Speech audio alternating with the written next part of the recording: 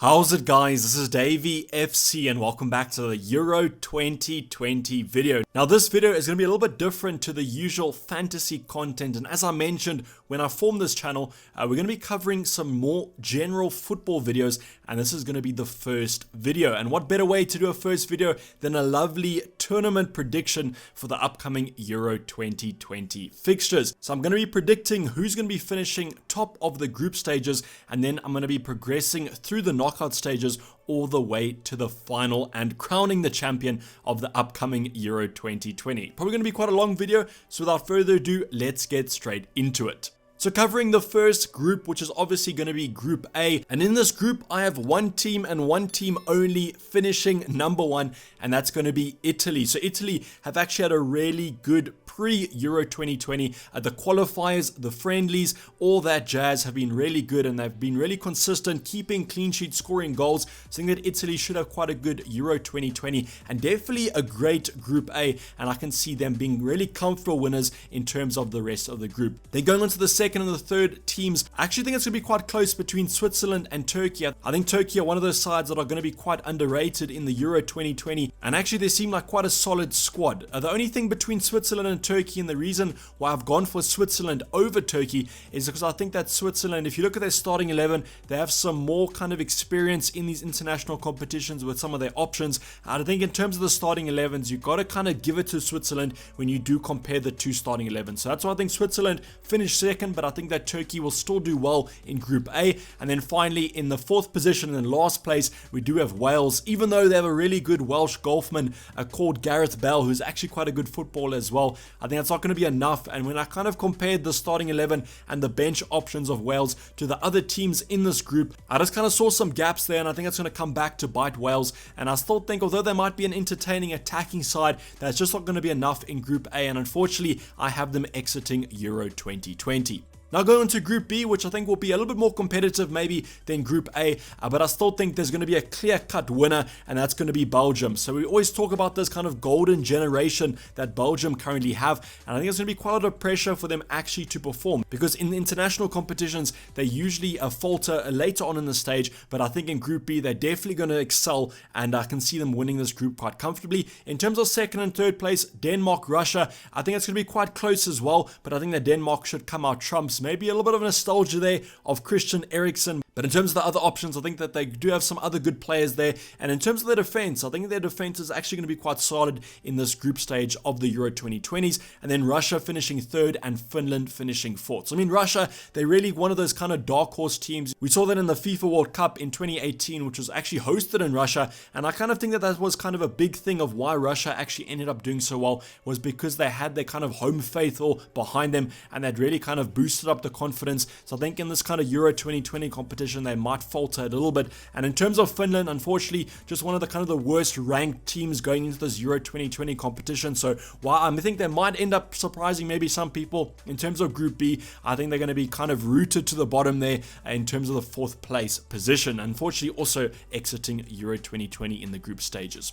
Going on to Group C, which is actually quite an interesting one. I got Netherlands here. Netherlands are one of those teams that unfortunately haven't really been playing well in the last couple of years. If you guys remember the FIFA World Cup 2018, they actually didn't even end up qualifying, and now they've got Van Dijk out injured, who's going to miss the Euros entirely, and they also have De Ligt, who's actually rumored to be missing the first fixture as well. So I mean, Netherlands, they're going to have a tough time there, but the nice thing about them is that their attack is actually quite good. We've got Memphis Depay, Gini Wijnaldum. Those players should deliver the goods for Netherlands in Group C, and I can see them kind of topping the group. But then closely behind them, I actually got Austria and Ukraine. I think that these two teams, not a lot is going to separate them, and that's going to kind of lead Ukraine to do quite well in that kind of best third place position, which we'll be talking about a little bit later on. But between Austria and Ukraine, I've got Austria leading them just because they are, I think in terms of the starting 11, they've got a better starting 11 than Ukraine. But I mean, Ukraine also have a couple of good players there, Yarmolenko, Zinchenko, those sort of options that I think should do well. I know I'm kind of only listing Premier League players, but do excuse my kind of ignorance in the Ukraine starting 11 knowledge there. But I think in terms of these two sides, there's only going to be one team that ends last place, and that's going to be North Macedonia. I'm expecting Alioski to maybe get a couple penalties and score them from that kind of defender slot, but I think in terms of the rest of the squad, North Macedonia are just going to kind of get a little bit short of finishing in that third or second place, and I've got them finishing last in Group C. Going on to Group D, where I think between first and second, this is going to be quite a competitive group. We've got England and Croatia, so kind of a matchup of that FIFA World Cup 2018 yet again. I've got England finishing top here just because of the squad depth and kind of the quality versus Croatia. I think that Croatia had a really good previous World Cup, but in terms of that side, I think they're going to bring the same passion to this Euro 2020, and that's why I think that England are going to finish number one. But the interesting thing about Group D is actually the first place team faces the second place team in Group F, which is going to be that group of death. So between Germany, Portugal, and France, whoever finishes second in that group, which you'll see a little bit later on in my prediction, is going to face number one here. So that's like actually why you don't want to finish number one in Group D, and you actually want to finish second. I mean, Croatia will have the better fixture if they do finish second, so it's quite an interesting one there. I don't really think you can kind of plan to finish second, but if England manage to pull it off, I think that'll be quite a profitable situation for them in Euro 2020. And between third and fourth, unfortunately, I think this is probably going to be one of the lowest ranked kind of teams in terms of points between Scotland and Czech Republic, and I just think that between these two sides, I think that neither of them will go on to the round of 16, and if they do, I think they'll find it quite tough in terms of those better oppositions. So I mean, Scotland, they can still do well, but I don't think in terms of the Euros they'll do that well in Group D, but I still think they'll put on a good show. And then I mean, Czech Republic, I mean, these two sides, either of them could finish last or third. I don't think there's going to be too much between them. Group F, we've got Spain, Poland, Sweden, and Slovakia. So Slovakia, unfortunately, have them finishing last in Group E, and I think that's kind of expected. When you look at the opposition that are in this kind of group, you kind of see that they're definitely the worst team on paper. And I mean, Sweden third and Poland second. I mean, these two sides, I think it's going to be quite competitive between second and third, but I've got Spain leading the way there. I think that Spain, we saw in that friendly against Portugal a couple of days ago, that from an attacking point of view, they're creating a ton of chances, and defensively, they're also looking quite good. So I think Spain are going to be number one here. And then I mean, Poland, probably the Lewandowski effect there, the best striker, if not the best, one of the best strikers in the top 5 leagues, and I think his back is going to be quite heavy from carrying Poland in the kind of a group stages of this Euro competition. Unfortunately, Sweden, I've got them finishing third, but there's still hope for them to qualify for the round of 16, as I think they still are going to be quite a good side, and maybe one of those underrated sides that we are looking at. I think the underrated sides to look out for are going to be Turkey, Ukraine, and Sweden. I think that those three teams should probably do quite well in Euro 2020, at least in the group stages. So finally, as I mentioned, the group of death, Group F, kind of a coincidence there that it's called Group F because it's an F in chat if your team doesn't manage to get out of this group, and unfortunately that team is going to be Hungary. It's just kind of a no-brainer in my opinion. Unfortunately, it's kind of like a baptism of fire here. Hungary, the other teams are going to be hungry to play Hungary, because I think it's basically a guaranteed 3 points for the rest of the group. So that's just an unfortunate situation there. France, Portugal, and Germany, those are the 3 teams that we're all going to be focusing on, and I think France are going to comfortably win this group. I just think they've got a great squad, kind of going to carry on the confidence from that previous FIFA World Cup being champions there, and I think between Portugal and Germany, it's going to be feisty and it's going to be fierce, and I'm really looking forward to Portugal versus Germany in the group stages, because I think it's going to be one of the fixtures where there's going to be a lot on the line, and I would highly recommend you guys check that out, because whoever basically wins that, I feel is going to come second in the group. So as I mentioned, a lot on the line there, but I do favor Portugal to come second and then Germany to come third. I mean, Germany, it's a bit of a weird one, because you would have maybe a couple of years ago said that Germany were one of the favorites for the competition, but I mean, just recently they haven't really gelled that well, and I just think that they might struggle a little bit in terms of that attacking and the defensive department, because I don't really trust the players that they currently do have. So Portugal second, France first, but I do still think that Germany will go through. And why they will go through? Well, that's because in the Euros, there's 4 teams that finish third that will still go through to the round of 16. And how it's kind of decided is on points. So whoever gets in third place and has the most points, the top 4 most points go through. And I currently am favoring Turkey, Russia, Ukraine, and Germany. It's a little bit hard to kind of decide what are going to be the 4 best third place teams, because you really have to look at the group and decide what group you think teams could get points for in that third place position. And I favor Germany because because they obviously do have Hungary, and I mean, if they play France, Portugal, those games could still be draws, so I think they should just get over that margin. And then I think Turkey, Ukraine, great sides there. Unfortunately, Sweden and Scotland miss out, but I think in terms of those sides in the round of 16, I think any of these sides will struggle besides Germany to kind of get a victory in that round of 16 anyway. So I mean, if your team does finish third but doesn't go through the round of 16, I don't think it's the end of the world, and my 4 predicted teams are going to be Russia, Turkey, Ukraine, and Germany. Now going on to the round of 16, and how I've kind of done it is I've grouped the 8 fixtures on the one side of the bracket, and then I've grouped the 8 fixtures on the other side of the bracket together. So the first side of the bracket, the left hand side or the top side of the bracket, we've got 4 fixtures here. The first one being Spain versus Russia, and I think this should be quite a comfortable game for Spain. That's just kind of my prediction. If you guys did watch the FIFA World Cup 2018, you'll actually have noticed that Spain and Russia faced each other in the knockout of that competition, and if my memory serves me right, that game did end 4-3 to Russia. So I mean, maybe this game goes to penalties, but I don't think so.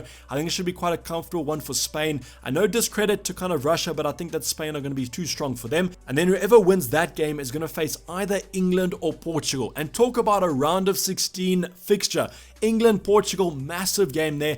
Interesting thing about this is that if this game does go as predicted, England will have a home fixture at Wembley. And I mean, that could be a pro or a con. A pro because you obviously have that home support, but then a con, if the team isn't playing that well, I think the England fans could get a little bit nervous, a little bit agitated, and that might be negative for the players. And I just think in terms of this fixture, my prediction is that Portugal will win this one. England just have such a good squad attacking wise, but I just think they usually are quite defensive, and that's why I'm favoring Portugal from that little bit of an edge from an attacking point of view to kind of win this game. I think that both sides will score, but I just kind of think maybe a 2-1 to Portugal. But this is the exact reason that I mentioned why you don't want to finish first in England's group. You actually want to finish second, because you're either going to face Portugal, you're either going to face France, or you're going to face Germany, and that's not really the round of 16 game that you should want to have if you do finish number 1 in your group. So that's just the unfortunate situation, and yes, I do have England going out in the round of 16, and I'm pretty sure there's going to be a couple of you guys in the comments down below that are saying that I'm absolutely mental, but I am expecting England to actually have a good Euros, unfortunately, just because they are facing Portugal, and I think that Portugal are just slightly stronger than them at the moment. The next 2 fixtures, we've got Netherlands versus Germany, a classic kind of a neighbor derby here, Netherlands and Germany. I just think that Germany are going to be a little bit too strong, while Germany aren't the best side at the moment. I think that Netherlands will struggle a little bit towards the latter stages of this competition, and that's why I think that Germany will have a stronger showing in this fixture, and that's why I think that they'll go through. And then in terms of Switzerland, Denmark, it's a real kind of 50-50 here. It's whatever team kind of shows up, but I think that Denmark might edge it slightly, just because I think in terms of these 2 sides, maybe Denmark has the better quality, maybe the better defense than Switzerland does have. So in terms of the games, I've got Spain playing Portugal, and then I've got Germany playing Denmark. Then the next round of 16 games, the next 8 are going to be Turkey versus Belgium, and I think that this one's almost a no-brainer, unfortunately. I think that Belgium will go through quite comfortably, as I think at this stage, Kevin De Bruyne will be back from that injury that he's had, and I think that he should do quite well against a Turkish side that, although are quite solid, I think that Belgium will be too strong for them. And then between Italy and Austria, I am favoring Italy. I think that Italy should have a good Euro 2020, a very solid side, very kind of defensively strong side, and I think from an attacking point of view, got some great options going forward. So I think that Belgium will take on Italy, and then France versus Ukraine, another no-brainer. France will go through here. I don't have to talk about that one too much, but then between Croatia and Poland, this game is quite tough to call. It kind of depends on if Lewandowski picks up the pace in the Euro 2020s and he's kind of on par for that golden boot, then maybe he can kind of qualify. But I think that Croatia, with just that kind of experience in these international competitions, they'll kind of just edge Poland a little bit. So I've got Belgium, I've got Italy, I've got France, and I also have Croatia. So now going to the quarterfinals, which I can fit all on one page, discussing the fixtures as I previously mentioned, starting off with Italy and Belgium. A really good game in my opinion. I think this game actually might be quite a little bit of a boring one, because I think both of these sides will cancel each other out quite well. But in terms of these 2 matchups, I think that it's going to be Belgium that goes through. Unfortunately, I think this golden generation of Belgium is just going to be a little bit too strong for Italy, who have kind of had a resurgence in this international form recently that they have had over previous years, but I don't think it's going to be enough enough to face or defeat Belgium. And then between France and Croatia, unfortunately, Croatia will be having a repetition of that kind of a FIFA World Cup 2018 fixture where France kind of thrashed them. I don't think it'll be as much of a thrashing as they had in the final, but I think that France should be quite comfortable in this one. So I think that France will win. And then between Spain and Portugal, kind of a repetition of that friendly where we saw, where actually Spain probably played better than Portugal did, and probably should have won that game besides Morata missing that chance at the death. But I think that Portugal at this stage will be stronger than Spain. I'm kind of predicting them to pick up a little bit of form, saying that Portugal will beat Spain. And then between Germany and Denmark, I think that Germany will beat Denmark, just because I think in terms of that starting 11, Germany have a stronger starting 11 than Denmark do have. So this kind of leads us up to some really interesting semi-finals, but I think there's quarterfinals also will be quite exciting because we've got some really nice matchups here, and I think there are some close opposition here, like Italy, Belgium. I mean, I can see either side winning there, but unfortunately with these videos, I have to make a prediction, and that's why I've gone for the teams that I have.